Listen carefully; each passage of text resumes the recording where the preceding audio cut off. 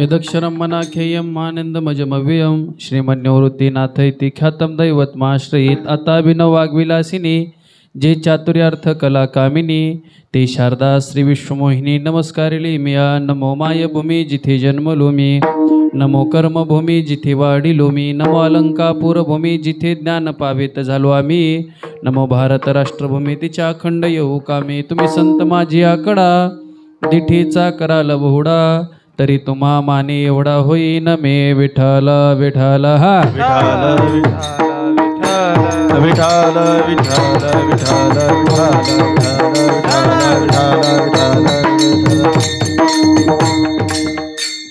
मैसी पुत्रा मुखे बोलवणे श्रुती चालविणे भिंती बैसोनिया नो हे हा सामान्य महिमा संताचा नैवेद्य हातीचा मूर्ती जीवी प्रस्तुत कीर्तनरूपी सेवेकरता घेतलेला भंग संताद्वर्यू जगद्गुरु तुकोबारा यांचे लाडके शिष्य भक्त निळोबारा यांचा 4 चरणाचा आणि प्रत्येक संतांच्या जीवनचरित्राचं वर्णन करणारा भंग सेवेसाठी घेतलेला आहे विठ्ठला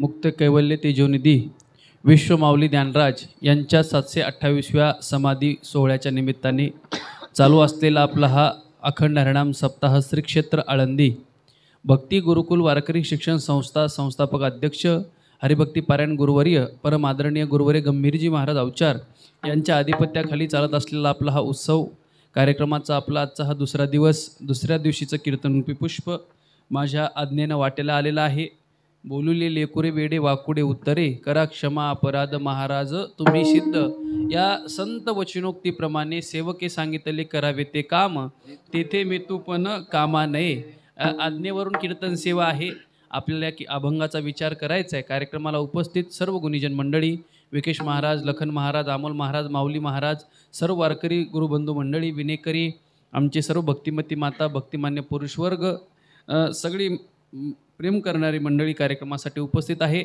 अभंग अतिशय गोड आहे अभंगामध्ये पहा जिथं जिथं आता ज्ञानोबारायचं वर्णन करावं तुकोबारायचं वर्णन करावं आधी करून सर्व संत महानुभावांचं वारकरी सांप्रदायिक प्रस्तंत्री संत महात्म्यांचं वर्णन करत असताना प्रत्येक संतांनी एक विशिष्ट विठ्ठला विठ्ठला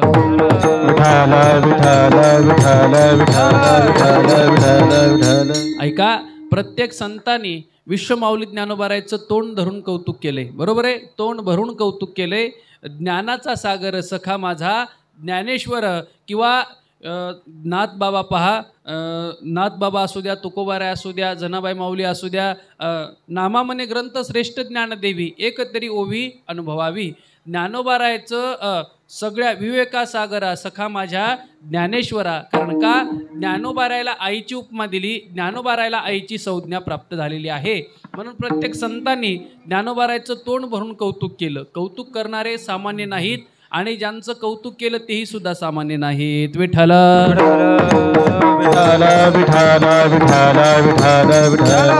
पहा ज्ञानोबारायचं जीवनचरित्र डोळ्यासमोर जर ठेवलं तर अतिशय खडतर जीवनचरित्राचा प्रवास ज्ञानोबाराच्या जीवनात चढ आले उतार आले पण काय असतं माहिती आहे का आयुष्य हे दुःखासाठी आहे आयुष्यात आपल्याला सुखाची प्राप्ती पाहिजे प्रत्येकाला सुख पाहिजे सुख पाहिजे सुख पाहिजे आता महाराष्ट्रभर कीर्तन करत असताना आम्हाला माणसं भेटतात म्हणतात महाराज आम्हाला सगळं काही आहे पण समाधान नाही सुख आहे पण समाधान नाही समाधान आहे पण सुख नाही पहा सुख आहे वेगळं आणि समाधान वेगळं तुम्ही म्हणाल सुख काय आणि समाधान काय भरपूर काही नसताना सुद्धा माणसाला कशाची अपेक्षा नसते त्याला समाधान म्हणतात आणि सगळं असून सुद्धा माणसाची मनस्थिती जागेवर राहत नाही त्याला अस्वस्थता म्हणतात सुखाची व्याख्या त्याला कळत नाही काय माणसं म्हणतात आमच्याकडं आमच्या मनासारखं झालं किंबहुना सोय जीव आत्मयासील आहे तेथ जे होय तया नाम सुख आपल्या मनासारखं झालं की आपल्याला वाटतं आपण सुखी मनाच्या विरुद्ध झालं की आपल्याला वाटतं आपण दुःखी पण संतांनी सांगितलं बाबा सुख वेगळं समाधान वेगळं आनंद वेगळा दुःख वेगळं जीवन म्हणल्यानंतर सगळ्या गोष्टीचा काय असतो एक साचा असतो ढाचा असतो पण संतांचं वर्णन करत असताना ज्ञानोबाराच्या जीवनात अनेक दुःख आले मायबाप खरं तर श्रीक्षेत्र पुण्यसलीला गोदावरी स्थित असणारं पैठण पैठणच्या बाजूला असणारं आप्पेगाव या आप्पेगाववरनं ज्ञानोबाराच्या जीवनचरित्राचा आपण आढावा पाहू ज्ञानोबाराचा समाधी सोहळा उत्सव चालू आहे आणि ज्ञानोबाराचं जीवनचरित्र मी नेहमी सांगत असतो, खेचराच्या मना आणि सात्विकतेचा पाना, श्रवणा सवे सुमना समाधी जोडे. ज्ञानोबाराच्या जीवनचरित्र पहा. मी नेहमी सांगत असताना सांगतो, ज्ञानोबाराच्या जीवनात आईंचा त्याग, वडिलाचा त्याग, बरोबर आहे, आई वडिलाचा त्याग, गावकी नसताना, भावकी नसताना एक जीवन जगायचं आणि जीवन जगत असताना संतत्व पदाला प्राप्त व्हायचं. इथं आपल्याला माणूस म्हणून नीट जगता येत नाही. कोणाचं सहकार्य नसलं तर माणूस म्हणून आपल्याला नीट जगता येतं का? बोला, जगता येतं का? नाही जगता येत. पण ज्ञानोबाराय संतत्व पदाला प्राप्त झाले. ज्ञानोबाराय या जगाची माऊली झाली. माऊली होणं सोपं आहे का हो? मित्र होणं सोपं आहे, भाऊ होणं सोपं आहे, गावगाडा चालवणं सोपं आहे, राजकारण सोपं आहे, सगळ्या गोष्टी सोप्या आहेत आयुष्यात. पण ज्ञानोबाराय होणं, संत होणं सोपं नाही. तुका म्हणे अंगे व्हावे ते आपण, तरीच महिमान येईल कळू. बरोबर आहे. आपल्याला स्वतःला त्या अवस्थेला प्राप्त झाल्यानंतर कळतं ज्ञानोबारायचं जीवनचरित्र म्हणजे काय. ज्ञानोबारायला ज्या अर्थी माऊली म्हणतात, माऊली म्हणजे सामान्य समजू नका. ज्या आळंदीमध्ये आपण राहतो, या आळंदी असं म्हणतात, जुने लोक सांगायचे, अरे अलंकापूर का कंकर भी शंकर आहे. बरोबर आहे. इथला दगड पण देव आहे, या मातीची महती आहे. इथं तुम्ही आजानबाग पहा, ज्ञानोबारायचं समाधीचं ठिकाण पहा, पुण्यसलीला इंद्रायणीचं पाणी पहा. याचा अर्थ असा आहे, इथली प्रत्येक गोष्ट ज्ञानोबारायच्या असण्याची, चैतन्याची साक्ष देते. या भूमीमध्ये आल्यानंतर माणसाला एक प्रसन्न वाटतं का? त्याचं कारण आहे मायबापू हो, ही योग्याची भूमी आहे, ही त्याग्याची भूमी आहे, ही भोग्याची भूमी नाही. ही ज्ञानोबारायची नगरी आहे. पहा, ज्ञानोबारायच्या नगरीमध्ये ज्ञानोबाराय जगापुढे आले. मान्य आहे, तुम्हाला कळते माझं बोलणं. ज्ञानोबाराय माऊली म्हणून जगासमोर आले, पण त्यांना इतका त्रास झाला. ज्ञानोबाराय इतका त्रास आपण सहन करू शकतो का? करू शकतो का? नाही करू शकत. पहा, सिद्धोपंत, सिद्धोलपंतांचे जावाई विठ्ठलपंत, आणि विठ्ठलपंत आपेगावरनं आळंदीला आल्याच्या नंतर त्यांना नेहमी वाटायचं आपण भक्ती करावी. कारण की संसारिक माणसाला जीवनामध्ये तरुणोपाय बाजीराव नाना काय असेल तर भगवंताची भक्ती. बरोबर आहे. आपल्या अनेक अडचणी असतात, पण आळंदी पंढरपूरची वारी चुकते का? नाही चुकत. आपल्याला माहित आहे परमार्थ हा करावा लागतो आणि संसार हा होत असतो.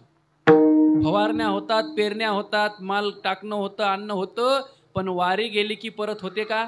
बोला. त्याचं कारण तुझं आहे तुझं पाशी, परी तू जागा चुकलाशी. जवळ हे सगळं सिद्ध आहे, हात चालावया पाय, तव तू आपुले स्वहित पाहे, तीर्थयात्रे जाय चुकू नको. यात्रे अलंकापुरा येती, ते त्या आवडती विठ्ठला. देवाला कोण आवडतं? जे आळंदीला येतात ते आवडतात का? मुंबईला जाणारे आवडतात?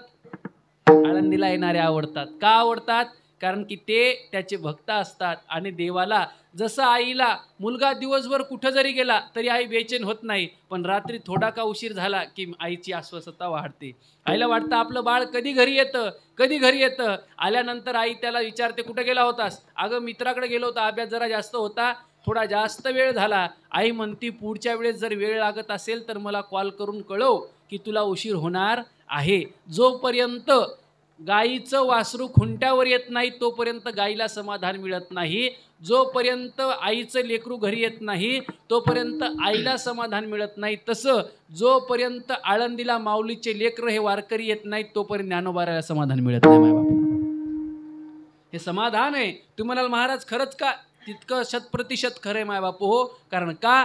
ज्ञानोबारायचं मग विठ्ठलपंतांनी भगवंताची भक्ती करत असताना सिद्धोपंतांना नेहमी वाटायचं की बाबा आपली कन्या एका योग्य माणसाला द्यावी, जेणेकरून हिचा प्रपंच चांगला चालेल. पण प्रपंच चांगला चालत असताना विठ्ठलपंतांचं लग्न झालं. बालवयामध्ये लग्न झाल्याच्या तदनंतर त्यांचा परमार्थ पराकोटीचा चालू होता, पण आणि प्रपंचसुद्धा चालू होता.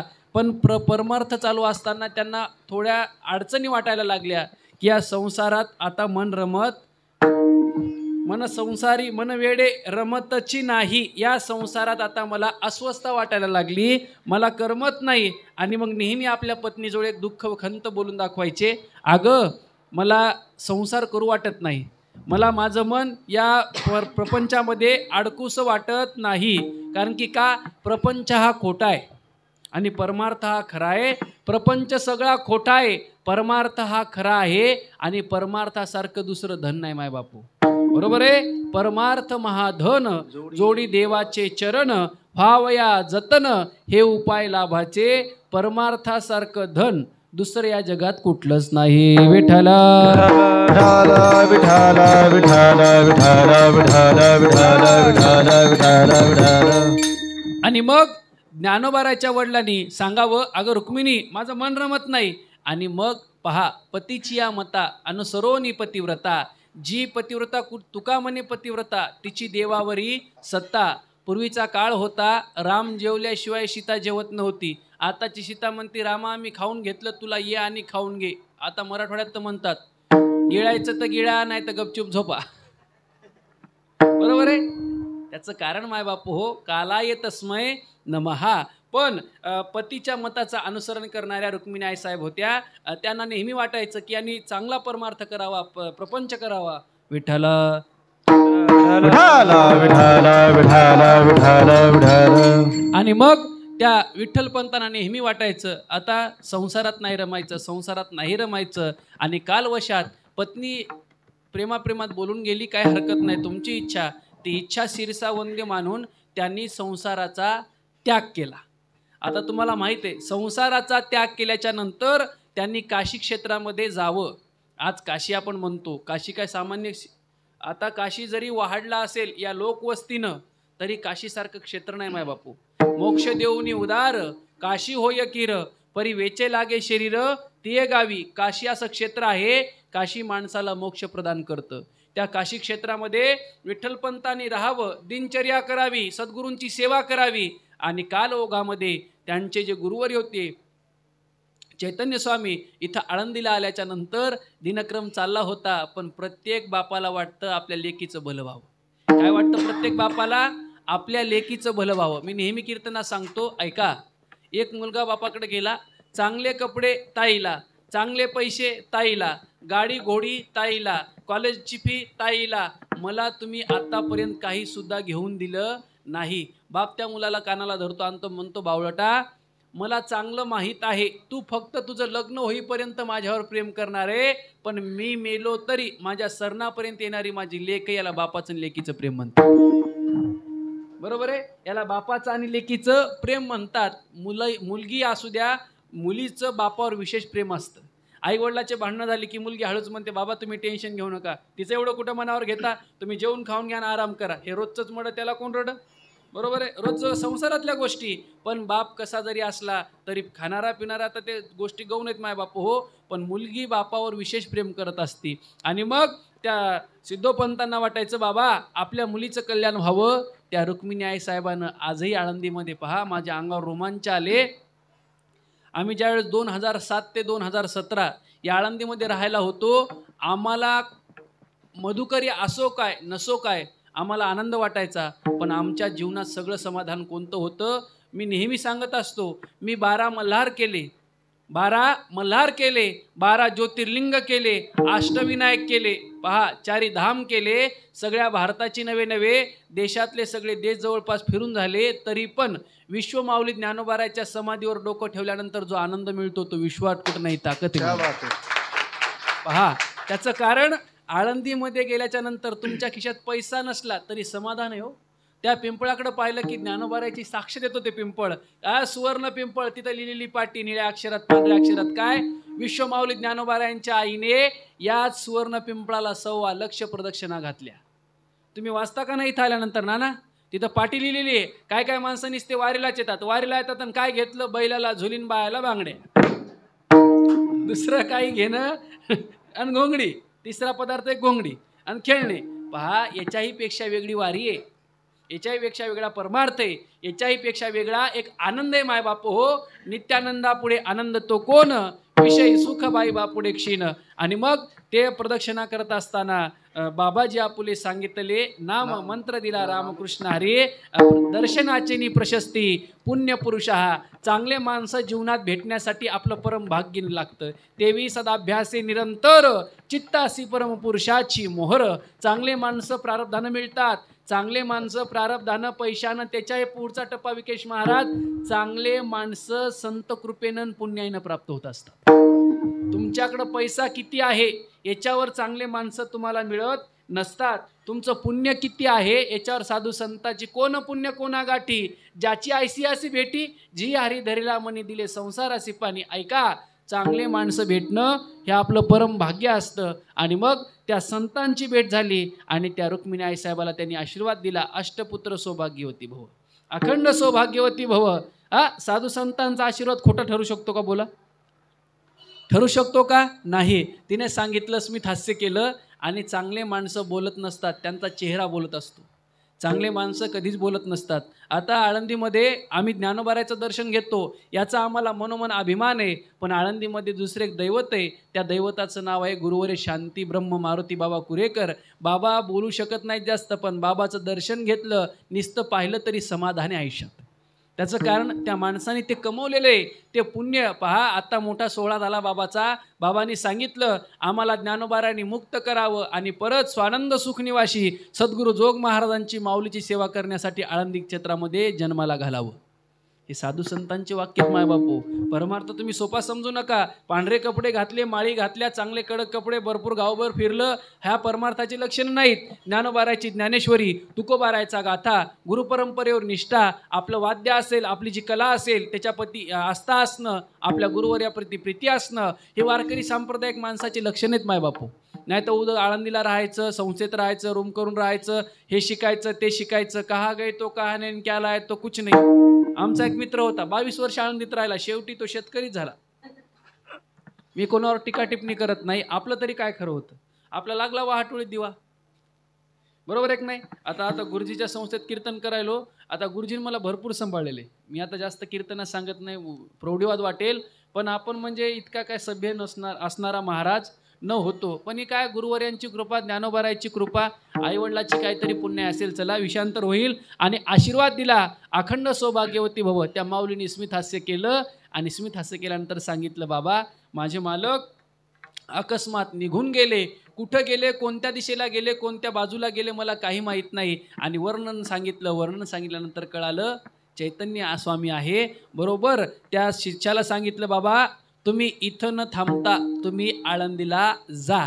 आणि मग आळंदीला आल्याच्या नंतर संसाराचा गाडा हाकल्या चालला आणि या संसाररूपी सागरातून 4 प्रकारचे रत्न उदयाला आले. विश्वमाऊली ज्ञानोबाराय, दादा, सोपान काका आणि आदिचितकला ब्रह्मचितकला मुक्ताबाई माऊली, या 4 भावंडाचा जन्म झाला. पण पहा, ज्या माणसाने संन्यास स्वीकारावा, संसार करावा, त्यांनी संन्यास स्वीकारावा. संन्यास स्वीकारून परत गृहस्थाश्रमामध्ये यावं आणि मुलं बाळ झाल्याच्या नंतर त्या धर्ममार्तंडांनी सांगावं, तुम्हाला देहांत प्रायश्चित केल्याशिवाय पर्याय नाही. देहांत प्रायश्चित केल्याशिवाय गत्यंतर नाही, पर्याय नाही. पर्यायाने काय करायचं? काहीच नाही करायचं. तुम्ही एक काम करा म्हणले धर्मसभेमध्ये, सगळ्यांनी सांगितलं, विठ्ठलपंत, रुक्मिणी आई साहेब, तुम्हाला देहांत प्रायश्चित करावं लागेल. पहा, मी नेहमी सांगत असतो, देहांत प्रायश्चित हा शब्द ऐकायला बरा वाटतो, पण ज्यावेळेस कुठलाही प्रसंग आयुष्यामध्ये आपल्यावर येतो त्यावेळेस कळतं की आपलं दुःख किती मोठं आहे. म्हणून माणसाने कधी कोण दिवस येईल कैसा नाही या देहाचा भरोसा. श्रीमंताने गरीबाला हसू नये, गरीबानं श्रीमंताची टिंगल करू नये. प्रत्येकाच्या वाट्याला दुःख येणार, हे विधिलिखित आहे. का ललाटीचे लिहिले किंवा सटवीचे राती, जेविन विसंबिजे वाती, तैसा ईश्वरोन्य चित्ती वाहने सदा. सटवी येते 5वीला, काय ते आत्याबाई, सटवी येते आणि ती 5वीला लिहून जाते. आता सटवी येते, लिहून जाते, त्या निर्णयाप्रमाणे माणसाला वाटचाल आयुष्याची करावी लागते. ते बदलू शकत नाही. काळे धुतले फिटो नेणे, काळा असू द्या का गोरा असू द्या, सटवीने लिहिलं ते मोडल्या जात नाही. ही सटवीची ताकद आहे. आणि मग सांगितलं, बाबा तुम्हाला देहांत प्रायश्चित करावं लागेल. आणि मग त्या धर्मसभेमधून घरी आल्याच्या नंतर भावंडाशी चर्चा झाली, बाबा आपल्याला देहांत प्रायश्चित हा शब्द ऐकला की अंतकरण कर झालं. अंतकरण असं झाल्याच्या नंतर पहा, आज ज्ञानोबाराच्या सोहळ्यामध्ये 5-25 लाख भाविक असतात. कुत्रा सुद्धा आळंदीच्या वाटेने उपाशी राहत नाही, आमचा अनुभव आहे. कुत्रा सुद्धा उपाशी राहत नाही. पण असताना ज्ञानोबाराला इतका त्रास झाला, ते कीर्तनात सांगणं एवढं सोपं नाही. खूप त्रास झाला माय बापू, खूप त्रास झाला. आणि त्रास होऊ द्या नो. त्रास हा चांगल्या माणसालाच होतो. चांगल्या झाडावर माकडं बसत असतात, बरोबर आहे. त्रास साधू संतांना, प्रत्येक साधू संतांचं जीवनचरित्र पहा. प्रत्येक साधू संतांना त्रास झाला. माय बापू, या समाजाने प्रत्येक साधू संतांना त्रास दिला. ज्ञानोबाराय, तुकोबाराय, भक्त शिरोमणी नामदेवराय आदी करून प्रत्येक संतांना त्रास झाला. आणि मग आईने सांगावं, माऊली आम्हाला समाजाने धर्मसभेमध्ये बोलवलं आणि सन्मानाने सांगितलं तुम्हाला देहांत प्रायश्चित करावं लागेल. आई बाबा कोणी काही जरी म्हणलं तरी आई बाबा गेल्याच्या नंतर समाज आपल्याला चांगल्या नजरेने बघतो का? बोला, आहे की नाही? बघत नाही. मग काय करायचं? चारही भावंड, तिन्ही भावंड कळते रडायला लागले. मुक्ताबाईला एवढं कळत नव्हतं आणि रडत असताना व्यथा सांगायला लागले, बाबा तुम्ही जर तुमचं सावली, तुमची कृपादृष्टी आमच्यावर नाही राहिली तर आम्ही कोणाकडं, आम्ही कौना लागी जियावे, बरोबर आहे. कशासाठी आम्ही जगायचं? आम्हाला सुद्धा घेऊन चला गयावया. पण त्याने सांगितलं, बाबा तुम्हाला आई व्हायचे, तुम्हाला बाप व्हायचे आणि या जगामध्ये संतत्वाचा प्रचार प्रसार करायचा आहे. विश्वमाऊली तुम्हाला व्हायचे. माऊली अजिबात खचून जायचं नाही. आई वडिलाच्या शब्दात जे सामर्थ्य असतं ते सामान्य माणसाचे असू शकत नाही हो. मी नेहमी सांगत असतो, शेजाऱ्यानं 500 रुपये खायला देऊ द्या, माणसाला समाधान वाटत नाही. बापानं 5 रुपये देऊ द्या, पोरगं उड्या मारत दुकानावरून चॉकलेट बिस्किट गोळ्या घेऊन येते, बरोबर आहे नाही? शेजारची बाई किती चांगली असू द्या म्हणू द्या, मी तुझ्या आईसारखी आहे, आईसारखी आहे पण माय नाही, बरोबर आहे. शेवटी कोणी कोणाची बरोबरी करू शकत नाही. आणि देहांत प्रायश्चित केल्याच्या नंतर बातमी वाऱ्यासारखी पसरली आणि जिकडं तिकडं चौचौ चर्चा झाली. बाबा यांनी देहांत प्रायश्चित केलं, देहांत प्रायश्चित केलं, देहांत प्रायश्चित केलं. बातमी पसरल्याच्या नंतर चारही भावंडांना अतिशय अवघड वाटलं. मुक्ताबाईने सकाळी उठावं, आई कुठे आहे, बाबा कुठे आहेत, मला कोणी सांगितलं नाही. काय काय काय वाऱ्यासारखी बातमी पसरल्याच्या नंतर पहा, जोपर्यंत माणसाला मायबाप आहेत तोपर्यंत समाज आपली किंमत करतो. आपण जिवंत आहे तोपर्यंत आपल्या माणसाची किंमत करा. मेल्यानंतर किती जरी ओवाळण्या केल्या तरी त्याला उपयोग नसतो. आपल्या माणसाचे जिवंत, आपला मित्रपरिवार असू द्या, आपले नातलग असू द्या, आपले जीवलग असू द्या, माणसं जपत चला, माणसं तोडू नका. माणसं जपणं ही एक कला आहे आणि प्रत्येकाला साध्य होत असते, फक्त करता आली पाहिजे. विठ्ठला विठ्ठल विठ्ठल विठ्ठल विठ्ठल विठ्ठल विठ्ठल.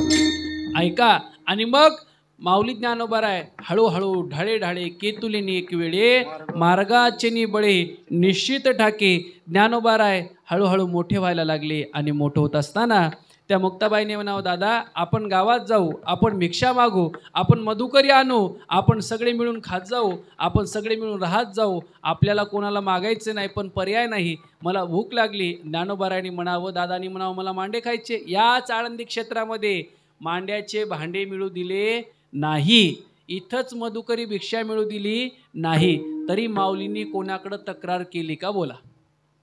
आपल्याला कोणी जरासं बोललं की आपण पोलीस स्टेशन गाठतो, मित्रपरिवाराला फोन करतो, पण माऊलींनी कोणाची तक्रार अजिबात आयुष्यासोबत भांडत बसले नाहीत. ज्या माणसाला आयुष्यात पुढं जायचं त्यानं छोट्या छोट्या गोष्टीकडे दुर्लक्ष केलं पाहिजे, बरोबर आहे.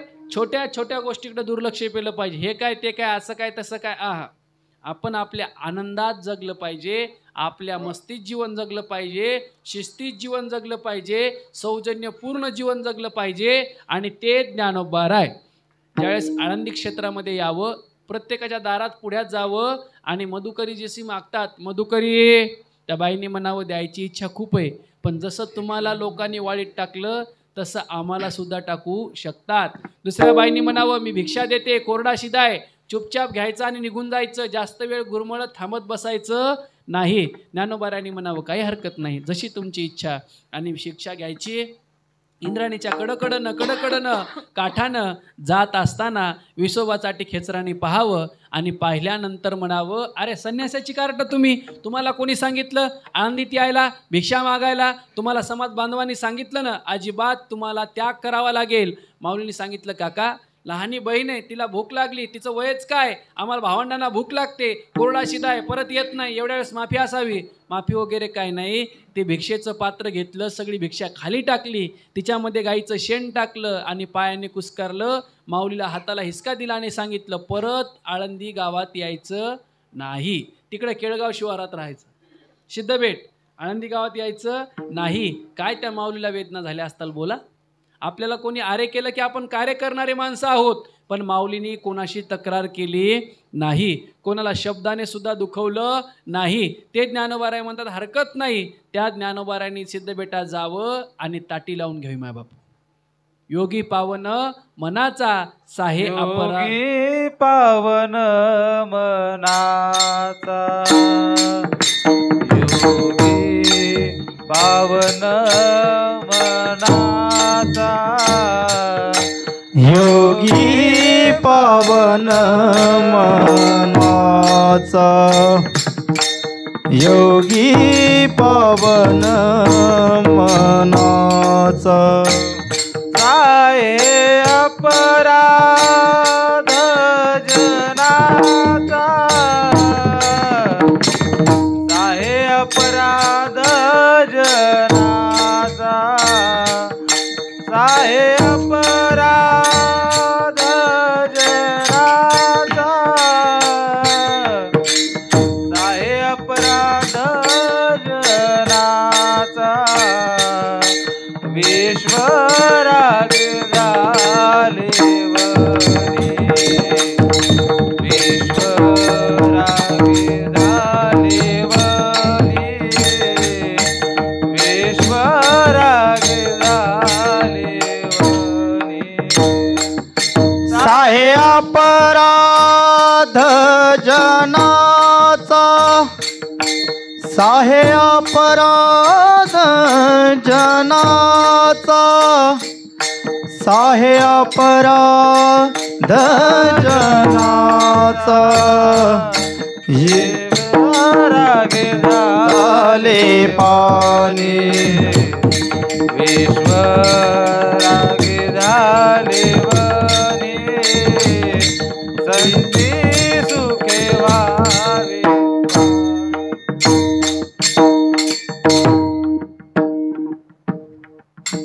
योगी पावन मनाचा साहे अपराध जनाचा. ज्ञानोबाराय तुम्ही संत आहात आणि संतांनी असं खचून गेल्यावर आम्ही कोणाकडे पाहायचं, आम्ही कोणाकडे पाहून दिनचर्या करायची, जीवन कसं जगायचं. तुम्ही मोठे दाटे आहात आणि तुम्ही योगी आहात. योग्याची संपदा त्याग आणि शांती, त्यागा शांतीरनंतरम. अहो जिथं त्याग आहे तिथं जग सलाम करतं माऊली. आणि तुम्ही जर असं खचून एकटे आत जाऊन बसलात तर मी तर लहान आहे, लहान बहिणीने भावाला उपदेश करावा आणि सांगावं तुम्ही माऊली आहात. योगी पावन मनाचा साहे अपराध जनाचा. ज्ञानोबाराय तुम्ही असं ताटी जाऊन बसू नका, रागू नका, रुसू फुगू नका. तुम्ही बाहेर या आणि या विश्वाचं कल्याण करा. बरोबर आहे. विश्व रागे झाले वनी. विश्व जरी रागानं बघत असल तर तुम्ही पाणी होण्याचं काम करा. पाणी अग्नीसमोर गेलं की अग्नी काय होतो, शांत होतो. तसं प्रत्येकाला शांती सुखाचा मार्ग दाखवण्यासाठी शांतात भूतसागरा, बरोबर आहे, दयार्णव सागरा. ज्ञानोबाराय ज्ञानेश्वरी सांगतात तसं तुम्हाला शांतीची प्रीती करून या विश्वाचं कल्याण करावं लागेल. मग ते ज्ञानोबाराय बाहेर आल्याच्या नंतर मुक्ताबाईशी संवाद साधतात आणि एक चारही भावंडाचं वैचारिक मंथन होतं आणि सांगतं आपण या समाजामध्ये खचून जायचं नाही, या समाजाला न्याय विचारायचा आहे. आमच्या आईवडिलाची चूक काय होती. आणि धर्मसभेत गेल्याच्या नंतर त्या भावंडांनी प्रश्न उपस्थित करावा, काय चूक होती आमच्या आईवडिलाची, का तुम्ही आम्हाला वाळीत टाकलं, का देहांत प्रायचित करण्यास प्रवृत्त केलं, नेमकी चूक काय होती. सांगितलं तुमच्या वडिलाची चूक होती, तुमच्या वडिलांनी गृहस्थाश्रमामधून संन्यास स्वीकारला होता, संन्यासातून परत संसारिक झाले, अशा गोष्टीची उपेक्षा केल्याच्या नंतर आम्ही आता काय करावं, काहीतरी पर्याय सांगा. त्यांनी सांगितलं तुम्हाला श्री क्षेत्र दक्षिण काशी म्हणून ओळखल्या जाणाऱ्या पैठणला जावं लागेल आणि पैठणवरनं तुम्हाला शुद्धीपत्र उपलब्ध करावं लागेल, त्यावेळेस तुम्हाला न्याय मिळेल. आणि अशी तक्रार सांगितल्याच्या नंतर ज्ञानोबारांनी ठरवलं काही जरी झालं तरी श्री क्षेत्र आळंदीवरनं श्री क्षेत्र पैठणपर्यंत जायचं. मजल दर मजल करत ज्ञानोबारायची वाटचाल चालू झाली. पण वाटेने जाता जाता शांततेने जायचं नाही, हरिपाठासारख्या ग्रंथाची निर्मिती झाली. देवाची द्वारीपासून सत्यगुरुराय कृपा मज केली तिथपर्यंत संजीवन समाधी संजीवन हरिपाठ 27 अभंगाचा प्रवास तिथपर्यंत जाऊन थांबला. मायबाप हो, हरिपाठासारख्या ग्रंथाची निर्मिती केली. काय ज्ञानोबारायचं कर्तृत्व होतं. आकाशाला गवसणी घालण्यासारखं ज्ञानोबारायचं कर्तृत्व होतं. सामान्य समजू नका. मी नेहमी सांगत असतो, सगळ्याचं सहकार्य असताना, गावकी भावकी सोयरेधारे मित्र मित्र परिवार असताना आपल्याला सगळ्या गोष्टी अनुकूल प्रतिकूल वाटतात. पण कोणाचाही सहकार्य नसताना ज्ञानोबाराया वयाच्या 16व्या वर्षात पुरुष असून सुद्धा या जगाची माऊली झाली. काय माझ्या माऊलीचं कर्तृत्व असेल माय. बरोबर आहे. सामान्य कर्तृत्व नाही हो. ज्ञानोबारायचं प्रत्येक संतांनी विवेकासागरात सुरुवातीला सांगितलं, प्रत्येक संत मांदियाळींनी ज्ञानोबारायचं वर्णन केलं. ते ज्ञानोबाराय पैठणला गेल्याच्या नंतर प्रत्येकाला माहिती काय घडलं. अरे नाव काय? निवृत्ती ज्ञानदेव सोपान मुक्ताबाई. असे नाव तुम्ही प्रवृत्तीवर आहात का निवृत्ती म्हणून घेतात. अरे याचं नाव, आमच्या रेड्याचं नाव पण ज्ञान आहे. ते पाणी भरायला पहिली रेडे असायचे, माहिती आहे का तुम्हाला. पखाली म्हणायचे त्यांना, पखाली. रेड्याच्या पाठीवर पखाली टाकल्या की त्याच्यात पाणी भरायचे, इकडून पाणी इकडून पाणी, बस चालायचा हळूहळू प्रवास त्या पखालीचा हल्याचा, रेड्याचा टोनग्याचा. आणि मग सांगितलं याचं नाव पण ज्ञाने आहे. ज्ञानदेव म्हणे तोही माझा आत्मा. ज्ञानोबाराय म्हणतात तो सुद्धा माझा आत्मा आहे. मग तुला जर चापकाचे फटकारे मारले तर त्याला बसतील का, किंवा त्याला जर मारले तर तुला बसतील का. ज्ञानोबाराय म्हणले का नाही, करून पहा. मारून पाहिलं माय बापू हो. ज्ञानोबारायच्या पाठीमध्ये ओरखडे आले आणि त्यावेळेस ज्ञानोबारायांनी त्या रेड्याला स्पर्श केला. रेड्याला स्पर्श केला. रेड्याच्या मुखातून ऋग्वेदातल्या ऋचा बाहेर पडल्या. बरोबर आहे. ऋचा बाहेर पडल्या. ओम त्र्यंबकम यजामहे सुगंधिम पुष्टिवर्धनम पूर्वारुकविवंदनात् मृत्युर्मुक्षी यमामृताम. असे परिष्कार श्लोक सुभाषित बाहेर पडल्याच्या नंतर कळालं की ज्ञानोबारायचा चमत्कार आणि संतांनी चमत्कार केल्याशिवाय नमस्कार होत नसतो. तेच निळोबाराय अभंगाच्या पहिल्या चरणात. मैसी पुत्र मुखी बोलवली श्रुती, मैसी पुत्र मुखी बोलवली श्रुती, मैसी पुत्र मुखी बोलवली श्रुती, मैसी पुत्र मुखी बोलवली श्रुती, मैसी पुत्र मुखी बोलवली श्रुती, मैसी पुत्र मुखी बोलवली श्रुती, मैसी पुत्र मुखी बोलवली श्रुती, मैसी पुत्र मुखी बोलवली श्रुती, मैसी पुत्र मुखी बोलवली श्रुती, मैसी पुत्र मुखी बोलवली श्रुती, मैसी पुत्र मुखी बोलवली श्रुती, मैसी पुत्र मुखी बोलवली श्रुती, मैसी पुत्र मुखी बोलवली श्रुती, मैसी पुत्र मुखी बोलवली श्रुती, मैसी पुत्र मुखी बोलवली श्रुती, मैसी पुत्र मुखी बोलवली श्रुती, चालवली भिलती बैसोनिया, चालवली भिलती बैसोनिया, चालवली भिलती बैसोनिया, चालवली भिलती बैसोनिया, नोहे हा महिमा सामान्य संतांचा, नोहे हा सामान्य महिमा संतांचा, नोहे हा सामान्य महिमा संतांचा, नोहे हा सामान्य महिमा संतांचा, नोहे हा सामान्य महिमा संतांचा, संतांचा लोहे हा सामान्य महिमा संतांचा लोहे हा सामान्य महिमा संतांचा. मैसी पुत्रा मुखे बोलवणे श्रुती चालविले भिंती बैसोनिया. ज्ञानोबाराय भक्त निळोबाराय म्हणतात, बाबा ज्ञानोबारायचा अद्भुत परिष्कार चमत्कार पहा. म्हशीच्या पुत्राच्या मुखातून बरोबर आहे. म्हशीचा पुत्र म्हणजे आपण तिकडे म्हणतो ना हल्या टोनगा रेडा, त्या रेड्याच्या मुखातून वेद बोलवले. इतका अधिकार ज्ञानोबारायचा होता, इतकं कर्तृत्व संपन्न विश्वमाऊली ज्ञानोबाराय होते. आणि त्या माऊलीने सांगावं, त्या रेड्याच्या मुखातून वेद बाहेर पडले. पहा एवढे कर्तृत्व संपन्न ज्ञानोबाराय होते. विठ्ठल विठ्ठल विठ्ठल विठ्ठल विठ्ठल विठ्ठल विठ्ठल. ऐका. आणि ते निळोबाराय म्हणतात, बाबा मैसी पुत्रा मुखे बोलवणे श्रुती चालविली भिंती बैसोनिया. ज्ञानोबारायनं भिंती चालवण्याचं काम केलं. आता प्रसंग सगळ्याला माहीत आहे, पण आता आळंदीची यात्रा म्हणल्यानंतर दुसरं काही सांगायचं नसतं. जे ज्ञानोबारायनं चमत्कार केले ते पुन्हा पुन्हा सांगायचे. कारण का आजच्या दिवशी फक्त कीर्तनात ते सांगता येतात, मग वर्षभर किती कीर्तनं असली तरी कोणी ते सांगत बसत नाही. त्याचं कारण का? कारण की या आळंदीत आल्यानंतर ज्ञानोबारायचं वर्णन तोंड भरून करावं. या भूमीमध्ये ज्ञानोबारायच्या माऊलीच्या भूमीत आले की ज्ञानोबारायचं तोंड भरून कौतुक करावं. काय ज्ञानोबारायचा अधिकार आहे माय बापू हो. इथं मूळ पत्रिका दिल्या तरी पाहुणे मंडळी लग्नाला उपस्थित वेळेवर नसतात. पण ज्ञानोबारायचा सोहळा आला, पालखी सोहळा आला की कोणाला बोलवायची गरज नाही. बिना आमंत्रणाच्या समाज एकत्र येतो सगळा, आहे की नाही. सगळे वारकरी एकत्र येतात, सगळा वैष्णवांची मांदियाळी एकत्र येते. ते ज्ञानोबाराय आणि भिंत चालवण्याचं काम केलं.